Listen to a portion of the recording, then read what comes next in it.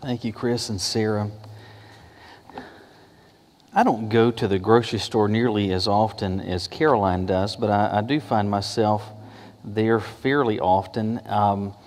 Sometimes because I know of some things that we need, but other times because Caroline will have given me a list of a few items and said, hey, can you stop on your way home and get some of these things? And so, that being said, there's a problem that I experience that maybe I'm the only one that does this. But when I get to the grocery store regularly, are tons of things I simply cannot find. Does that ever happen to you? And so this is a game that I play. If I were that item, where would I want to live? So where would I want to be? What other stuff would I want to hang out with? And sometimes that works out pretty well. For example, if I'm peanut butter, I'd want to live near jelly, right? And peanut butter and jelly typically are found in the grocery store on the same aisle. But that doesn't always work out quite that way. For example, pepperoni. If I'm pepperoni, I'd kind of want to live in the Italian neighborhood, right? I don't know about other grocery stores, but if you go to Super Walmart and you're looking for pepperoni, do you know where you will find it? Near an end cap over in fruits and vegetables. So sometimes it doesn't work out so well. Let me give you another example.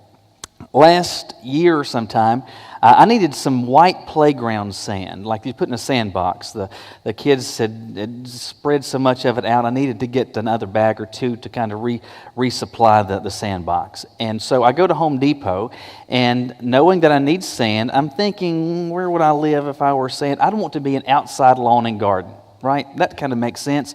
They've got sand over there along with mulch and pavers and all kinds of stuff. And so, thinking that, I actually park over near the outside lawn and garden area, and I go in that way. And I began to scour the aisles, and I began to find some sand, but the sand that I find is for use in putting down pavers, like if you're going to do like a patio or maybe a sidewalk or a walkway of some sort. But they don't have dry, white playground sand. So I keep looking, and finally I'm exasperated. And I've played the where would I live game long enough, and it's not working. And so finally there's an employee that I see, and I asked them where the playground sand is. And they said it's over in building supplies with the concrete.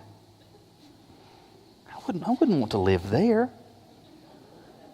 But worse than that, are you aware of how far at Home Depot it is from outside lawn and garden to concrete? It's like from here to the farmer's market. And I'm parked back over here. But I make my way over there, and sure enough, that's where the sand is. It's over with the concrete. So write that in your Bible today. That's your lesson. Sand is in the concrete aisle. I was looking for the right thing, but I was in the wrong place. I was looking for the right thing, but I was in the wrong place. I want you to see this morning in one of the passages that describe for us what we know as the Easter story, an incident where you have individuals looking for the wrong thing in the right place. Looking for the wrong thing in the right place. Well, what's that about? Look with me in your Bibles today to Luke chapter 23. Luke chapter 23. We're going to start there.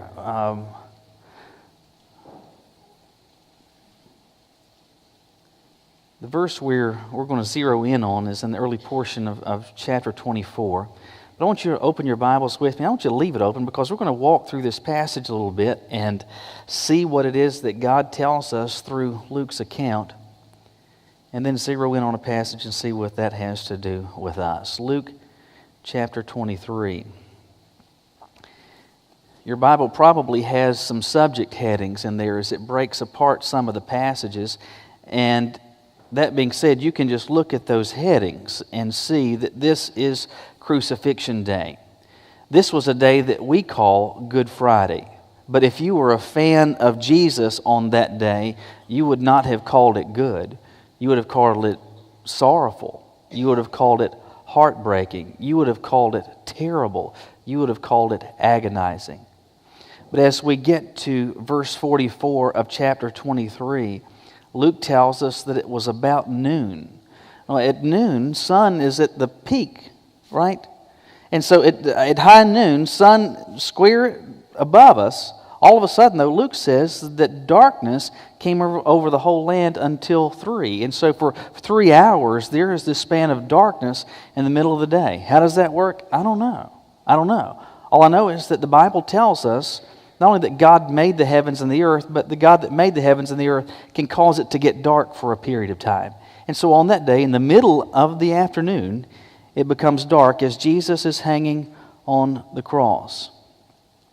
By the time you get to verse 46, Jesus has been on the cross now for hours and hours and hours of absolute brutal agony as he is having to raise up and capture each breath, and it's becoming more and more painful. He's growing weaker and weaker and weaker until finally he musters the strength to verbalize one final sentence.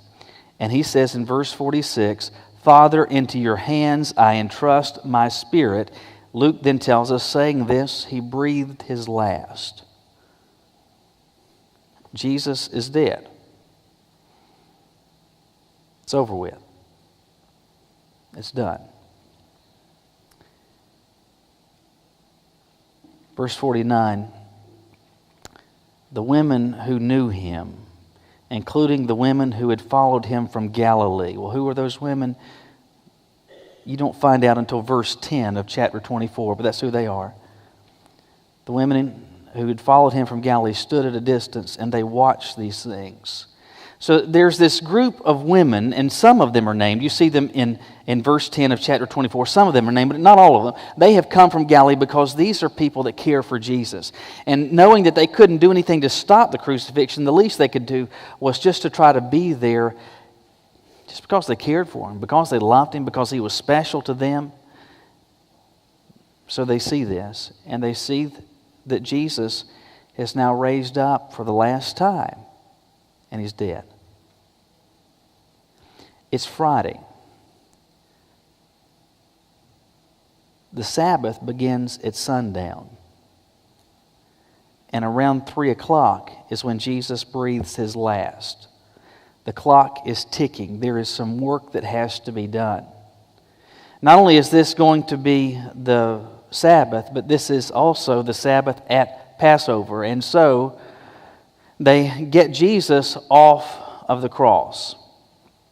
Probably when we don't know exactly whether the soldiers did that, who all was responsible for getting him off the cross. But you got to think, this doesn't happen instantly. It's kind of, and honestly, I don't mean to underscore the brutality of it, but you've got to Jesus is physically attached to the cross. You've got to get either the spikes out or rip his flesh to get his body off of the cross.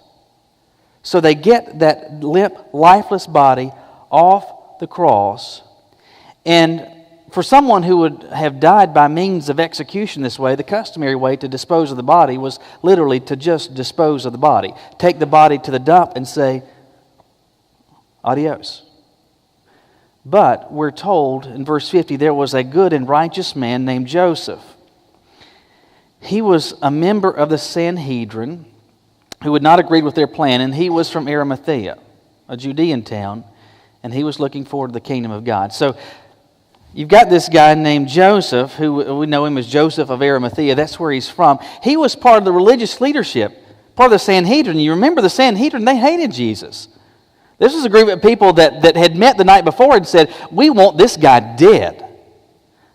They were the ones urging Pilate, let's make sure that we get rid of him. But Joseph is either the lone voice in the wilderness or the one that's not saying anything, but certainly in his heart and mind, he's not going along with this. Jesus hasn't done anything wrong. In fact, he believes Jesus may very well be one sent from God. Believing that Jesus needs more than just having his lifeless body thrown into the dump. Let's do something to show him, at least in death, some smidgen of honor. And so we're told that he approached Pilate and asked for Jesus' body. Pilate didn't care. He just wants him So I don't care who takes care of him. And so we're told, verse 53, taking the body, he wrapped it in fine linen, placed it in a tomb cut into the rock where no one had ever been placed. I don't know if he bought the tomb specifically for this occasion, or maybe it was one that he had purchased with the expectation that his family was going to use it at some point in the future. But I mean, this is essentially a hole cut into the rock. You'd have some space in there, but don't think like if this is a house in the hillside. It's essentially a shallow cave. And so we're told that it was preparation day and the Sabbath was about to begin. And everything that Joseph is doing, time is of the essence, because by sundown, he can't do anything. I mean, in fact, the Sabbath laws, and he's a member of the Sanhedrin, he knows religious tradition. He knows the limitation of Sabbath rest. He knows even the number of steps that the law permitted he could take as a faithful Jew on the Sabbath day. And certainly preparing a body and doing all that stuff, you can't do that on the Sabbath. Get the body down, get it wrapped in grave cloths, get it placed, and that's what he does. But we're told in verse 55, these women who had come with him from Galilee followed along, and they observed the tomb and how his body was placed. Whether or not they're saying anything to Joseph, we don't know. Whether they're even making their presence aware to him, we don't know. Perhaps it is that they're just kind of standing off in the distance watching all of this as they had watched the crucifixion. But they noticed as Jesus' body is wrapped in grave cloths, there's some things that are left out. And so verse 56 says, they returned and prepared spices and perfumes. That means they go back to where they're staying and they gather spices and perfumes, because even in the first century, women knew guys can't do anything right. Correct? And so they're thinking, all right, yeah, it was good. He got him down, got the grave cloths, but there's no spices, no burial spices, no perfumes that have been placed on Jesus' body. And so that even takes time to prepare. And again, Joseph didn't have time to do all of this. So they go back and they prepare those things. But then sundown occurs. And now everything has to stop. It's a day of Sabbath rest. Nothing is going to happen. I was thinking about this last night. I had, just before we'd gone to bed, I took flower pot out one last time. And it was really quiet out in the backyard. And I'm thinking, all right, so it's a Saturday night before the Sunday that we know is Easter. I wonder what these women were thinking on that night. And this is, in fact, how I thought about it. I mean, I've worked with a lot of families as they have been going through the funeral preparation process. And it used to be, the tradition was, by and large, you would have visitation one night and then the service the next day. But in the past 10 to 15 years, you've seen that change dramatically, so that we tend to have visitation and the service same day. And consistently, I hear people say this, it's the whole one and done is so much easier, because it's so difficult to have to go through that again. You do it at night, and then you go through it again the next day for the funeral service. And I'm thinking in my mind, as I'm imagining what it was like for these women, it was so terrible on Friday, but now they're getting ready to go to bed on Saturday night, and they're thinking, we've got to go through this one more time, because they want to show Jesus that final honor, that final demonstration of respect by anointing his body with spices and with perfume. And so chapter 24 begins, and it's the first day of the week, so it's Sunday. Sabbath is over. Sabbath would have ended at sunrise, so that the earliest that they could have gotten a start on the day is when the sun comes up, and they come to the tomb bringing the spices they had prepared. As they get to the tomb, they discover, first of all, the stone, according to verse 2, has been rolled away. Weren't expecting that. In fact, if anything they were expecting is to find soldiers standing there guarding the tomb, because it was probably known by them, especially if they stayed there until the stone was covering the tomb, they would have known that Pilate ordered the tomb actually be sealed and Roman soldiers placed so that none of his followers could come take the body and say, oh, by the way, he has been risen. But the other gospel writers tell us how that morning began before they even got there. And that there was an earthquake, and in the presence of angels that caused the soldiers to be so frightened that they left. But candidly, they would have probably left on this day anyway. It's now the third day. Nothing is going to happen. Jesus is certainly dead. But verse 2 says, these women find the stone rolled away. They go into the tomb, but they don't find the body of the Lord Jesus. There's not nooks and crannies. There's not hallways and closets. There's not attic space. This is a fairly, you go in, he's not here. Where is Jesus? Where is this body? Verse 4 says, while they were perplexed about this, suddenly 2 men stood by them in dazzling clothes. Well, what are these? These are angels. So there's these 2 angels standing before them, and they are absolutely terrified. In fact, so terrified that they bow down and fall to the ground. And this is what I want you to notice. It's verse 5. At the end of verse 5. The angel, one of them, poses this question. Why are you looking for the living among the dead? Why are you looking for the living among the dead? I have no idea how many times I have read this passage before, or over the years in pastoring, how many times I have used this as part of a service on a day like this, on Easter. And for once, it dawned on me this question. The angel says to them, why are you looking for the living among the dead? And I thought, they weren't looking for the living.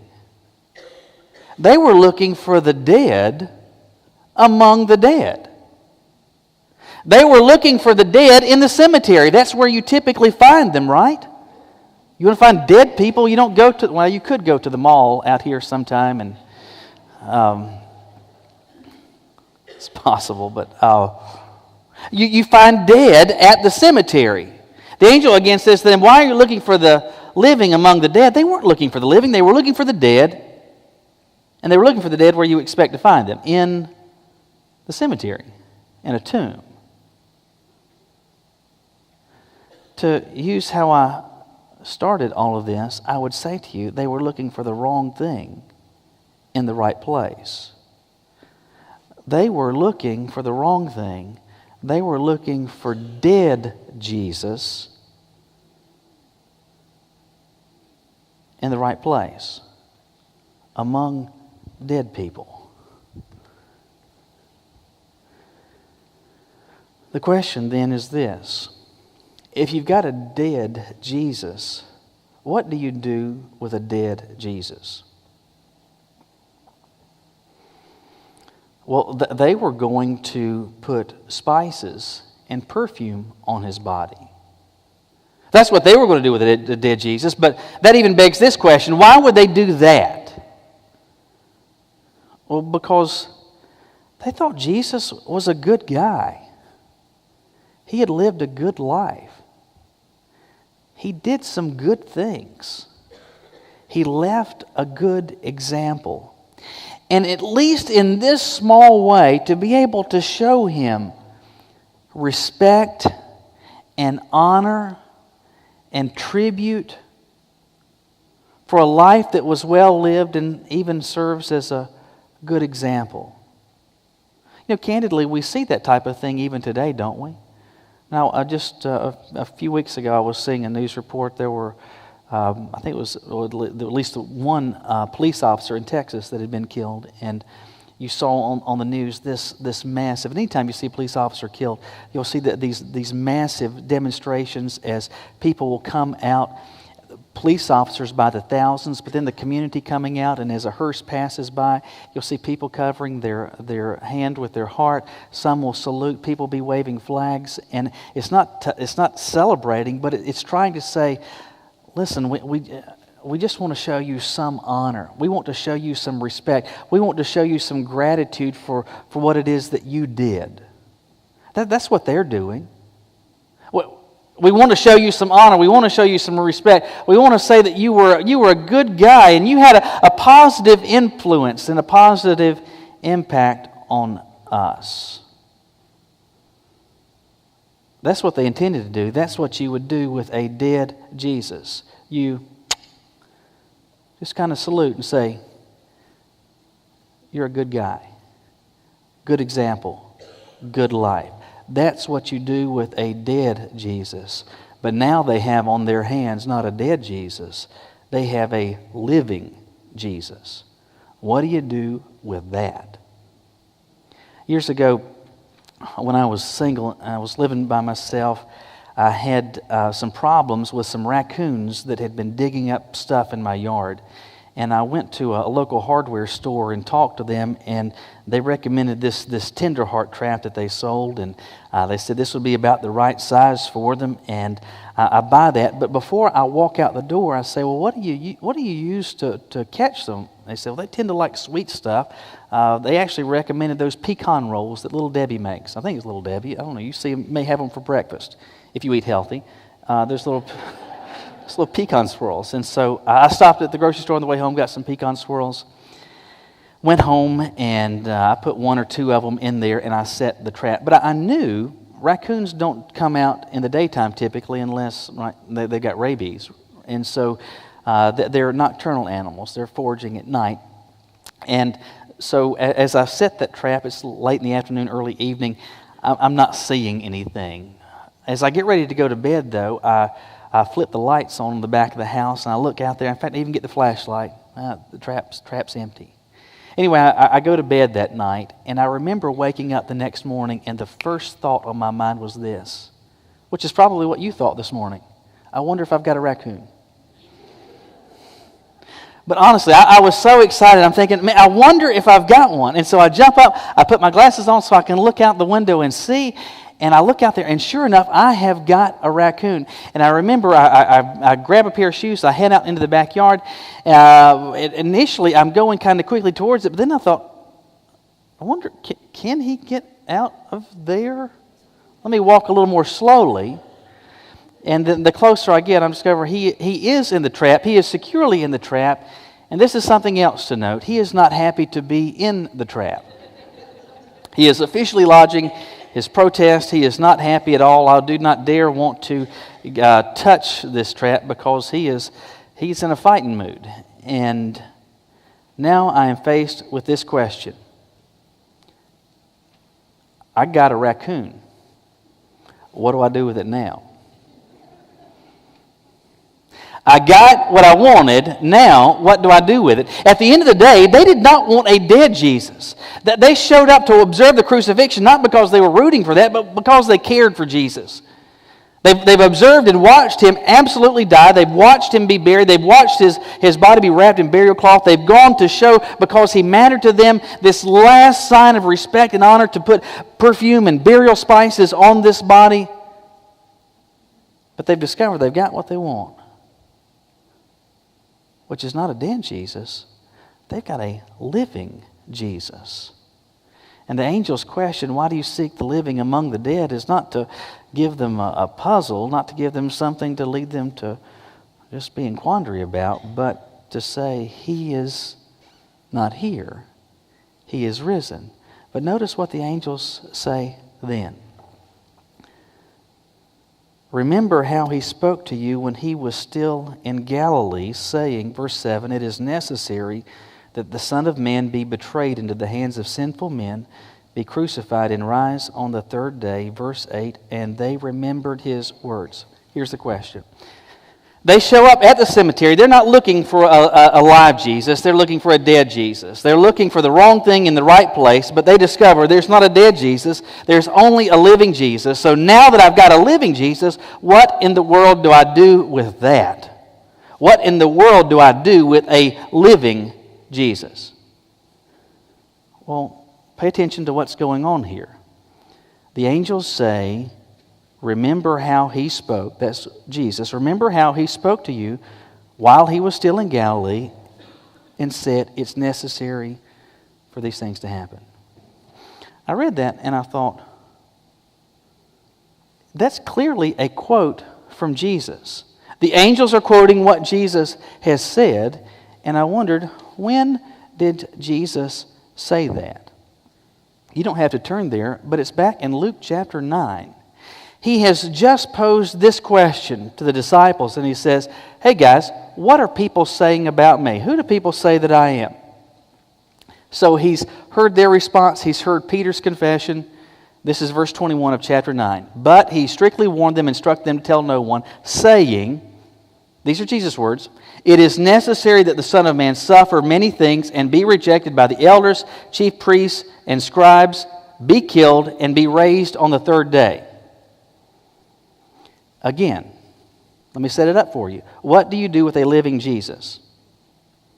The angels have just quoted Jesus, who said this for the first time back in Luke chapter 9. Listen to the very next thing that Jesus says.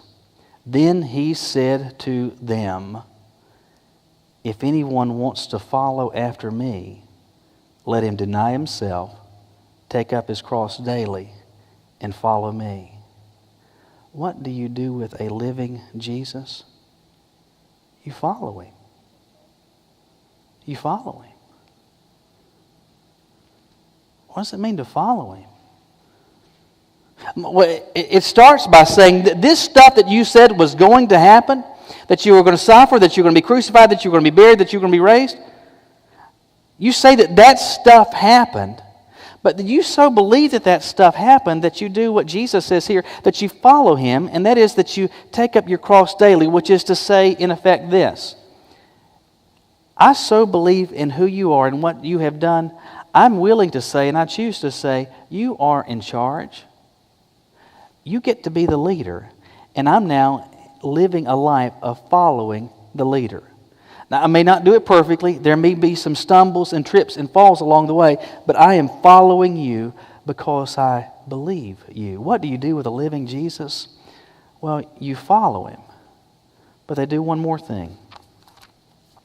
Back in chapter 24, they've remembered the words of Jesus in verse 8. Then it says, returning from the tomb, they reported all these things to the 11 and to the rest. What do you do with the living Jesus? You follow him and you tell somebody about him. They have come to experience that Jesus experienced victory over death. They're in. They're committed. And what do they want to do? They want to tell somebody else. What do you do with a living Jesus? Well, you follow him and you share him.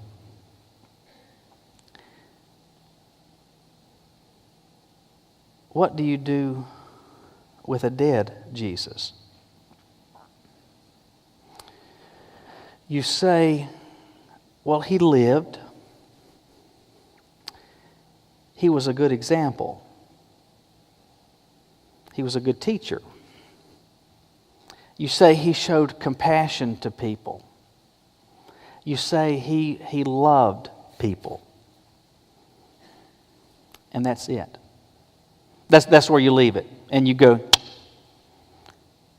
and you salute. Candidly, there are a lot of people sitting in churches today. In fact, there are even entire Protestant denominations that collectively are essentially doing that today. Jesus, you were a good guy. You lived a good life and you were a good example. Salute. Jesus wasn't looking for a salute. He wasn't looking for you to put your hand over your heart. What he was looking for was for people to come to realize there's not a dead Jesus. There's a living Jesus, and he invites you to follow him. How about you? Have you come to cross that threshold?